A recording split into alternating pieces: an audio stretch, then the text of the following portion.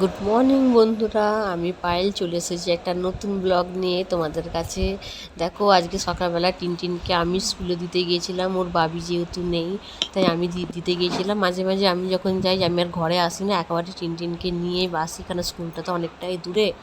তো আমরা বন্ধুরা মিলে আড্ডা মারি। আজকে ভাবলাম না, অনেক সকালবেলা ভোর 4টের সময় উঠে কাজকর্ম সেরে পুজো দিয়ে কাচাকুচি করে গেছি, রান্নাটাই শুধু বাকি আছে।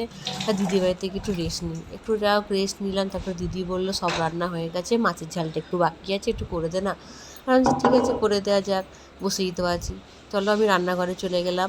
রান্নাঘরে গিয়ে এবার মাছের ঝালটা করতে আরম্ভ করলাম। গিয়ে দেখি মাছ রেডি। তো তারপর আমি কড়াতে তেল দিলাম, তেল দিয়ে তেলটা গরম হলে তারপর মাছগুলোকে দেবো।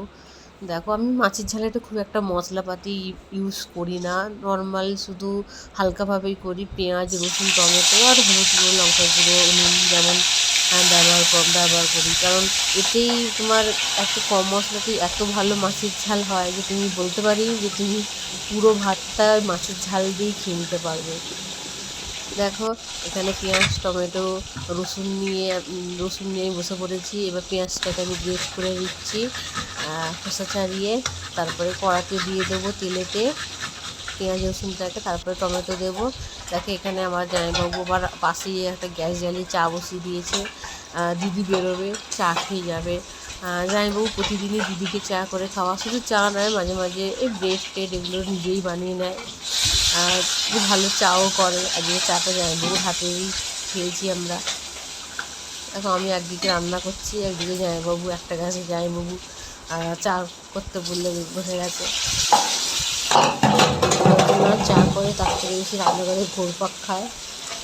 যেমন দেখাচ্ছি তোমাদের, এই দেখো, এদিক ওদিক শুধু ঘুরে যাবে, কী নেবে আবার হাসছে আমি বলছি বলে। যাই হোক, মাছের ঝালটা মোটামুটি পুরো ভিডিওটা করা হয়নি, মোটামুটি হয়ে গেছে মাছের ঝালটা। এবার দেখো, তোমাদের দেখাবো। দেখো কালারটা কি সুন্দর এসেছে মাছের ঝালে। এবার জামাইবাবু করা চা দিদি দিল, দিয়ে দুজনে মিলে চা খেতে বসে বললাম, দিদি আমি। ওপরে জামাইবাবু খাটে বসে খবরের কাজ করতে করতে চা খাচ্ছে। আর দেখো, আর আমার দিদির বাড়ি সকালবেলা না, সবসময়ই ভিউটা খুব সুন্দর। সকালবেলাটা খুবই ভালো লাগে, কারণ সামনে একটা বড় মাঠ রয়েছে, বাচ্চাদের খেলার পার্ক, একটা বড় ফুটবল খেলার মাঠ। এখানে অনেক প্রোগ্রামও হয়।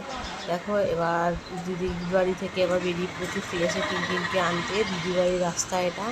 দিদির বাড়ি থেকে স্কুলটা খুব বেশি দূর নয়, ওই মাত্র 2 মিনিটের পথ।